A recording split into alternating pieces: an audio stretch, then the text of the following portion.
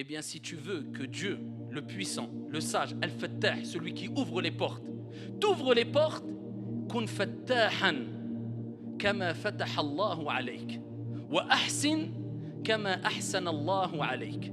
Sois une personne qui ouvre les portes aux gens, aux autres. Comme Dieu, Al-Fattah, t'a ouvert les portes. Et comme Dieu nous le rappelle, wa ahsin, agis avec bienfaisance, avec bonté, kama ahsana Allahu alayk. Comme ton Seigneur a agi avec bien, avec bonté envers toi. Donc si toi tu veux que Dieu t'ouvre les portes, Al-Fattah, eh bien toi, sois une personne qui ouvre les portes aux gens et surtout qui ouvre les bonnes portes.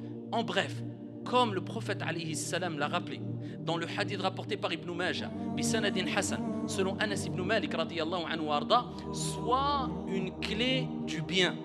Qala alayhi salatu wassalam, il y a parmi les gens mafatiha lil khayr, maghaliqa lil shar. Il y a parmi les gens des clés du bien, Allah. Le prophète les a appelées des clés. Tu peux être une clé, mais est-ce que tu es une clé du bien ou du mal? Il y a des gens, ce sont des clés du bien, verrous du mal. Ils ferment les portes du mal. Et il dit alayhi salatu wassalam, wa inna minan nas maghaliqa lil khayr, mafatiha lil shar.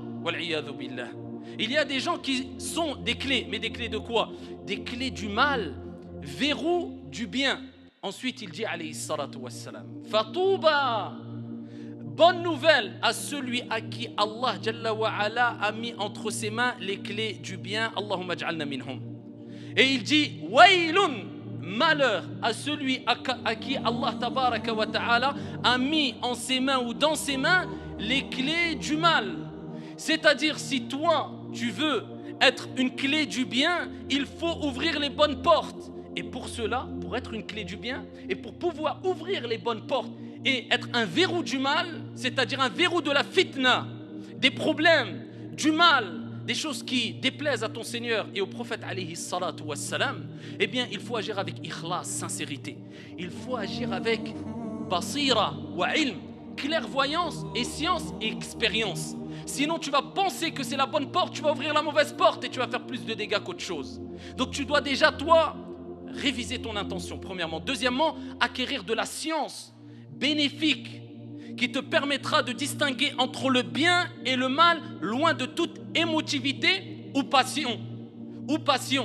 Parmi les choses aussi, c'est que toi-même, tu te sois réformé en appliquant le bien que tu veux propager. Car si toi déjà tu n'es pas une personne bonne, comment veux-tu inciter les gens à être des personnes bonnes, tout simplement? Alors que ici il t'est demandé de te réformer toi d'abord, c'est-à-dire tu mets en application le bien, la science que tu as acquis. Eh bien à ce moment-là, ya Abdallah, et seulement à ce moment-là, quand tout cela se reflètera à travers un comportement exemplaire, eh bien tu pourras espérer être une clé du bien qui ouvrira les portes, mais les bonnes portes. Et t'ouvrira les portes pour toi et pour les gens de ton entourage. Et où que tu sois, tu seras bénéfique pour les gens. On pourra dire de toi, celui-là était une clé. Miftahul khayr, Allahumma ja'alna minhum. Une clé du bien. Wa sadaqa al-habib idh yaqul khayrun nas anfa'uhum lin-nas. Les meilleurs des gens, ce sont celles et ceux qui sont les plus bénéfiques pour les gens, c'est-à-dire qui ouvrent les bonnes portes et qui ferment les mauvaises portes.